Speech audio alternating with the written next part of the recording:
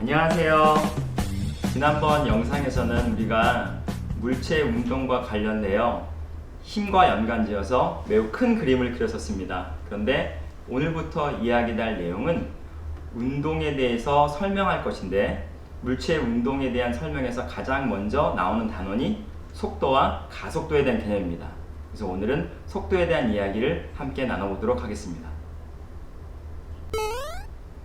여러분, 자료 사진에 보게 되면 거리에서, 도로에서 도로 표지판에 60 혹은 70, 고속도로라면 100, 110이라는 시속 제한 속도에 대한 표지판을 본 적이 있을 겁니다.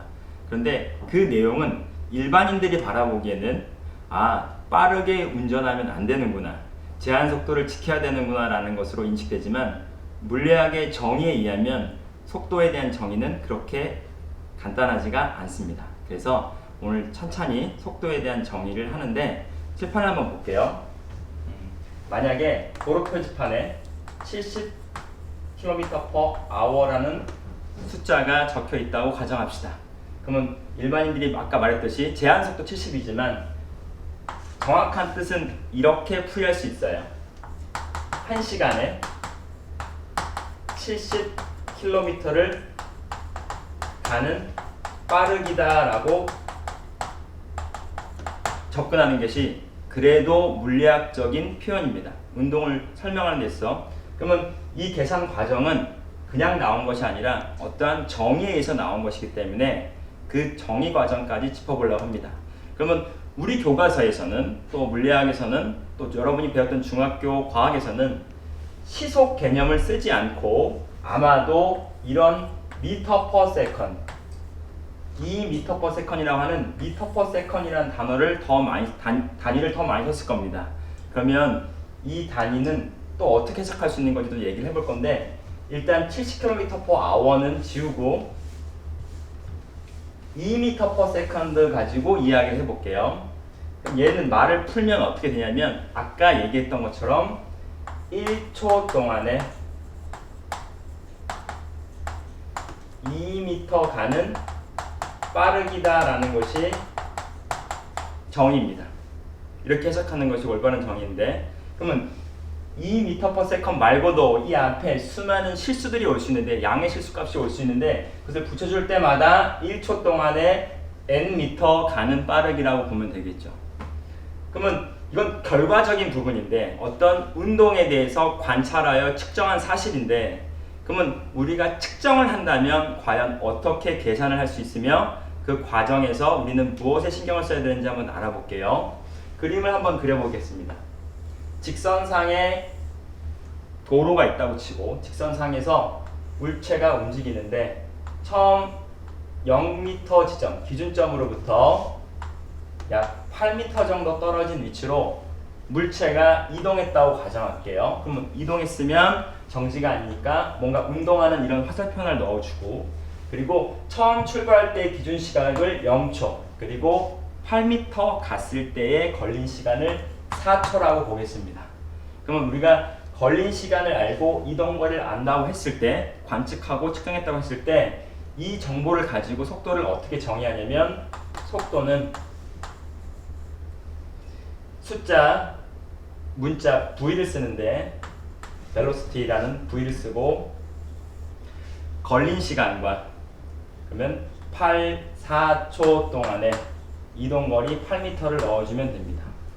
그래서 나온 결과를 계산하게 되면 답은 2가 나오고, 정확히 말하면 분수는 약분되지 않기 때문에 분자와 분모의 미터와 세컨드가 각각 표현됩니다. 그러면 이 상태로 놓게 되면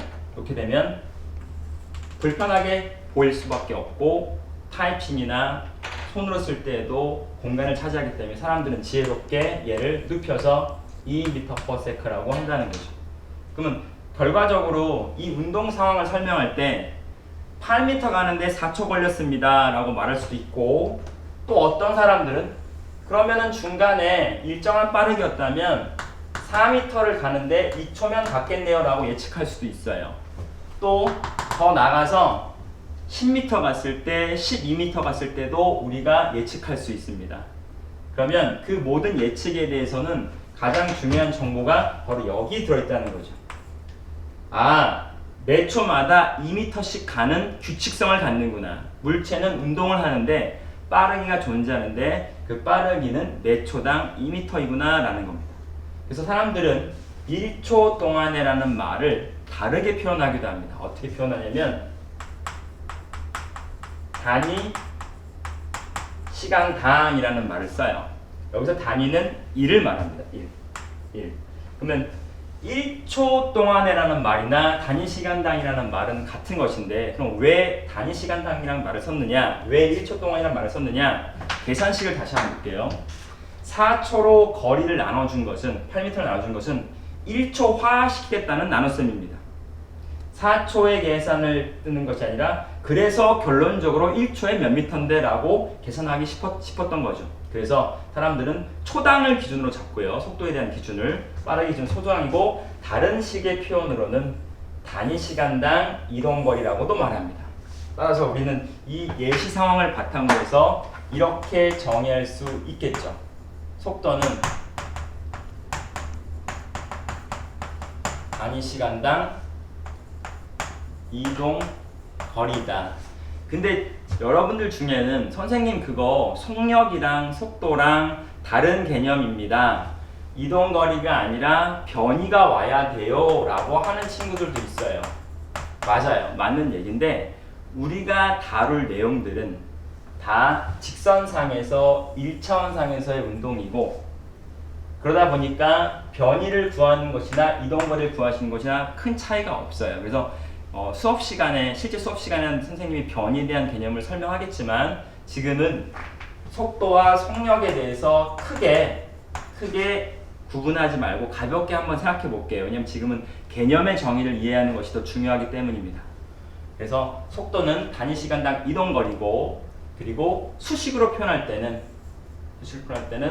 물론 벡터 기어라는 걸 넣는 게 더 정확하지만 걸린 시간 델타 t분의 델타 s라고 표현하면 됩니다. 이거는 이동 거리를 말하는 거고 이거는 걸린 시간을 말하는 것입니다.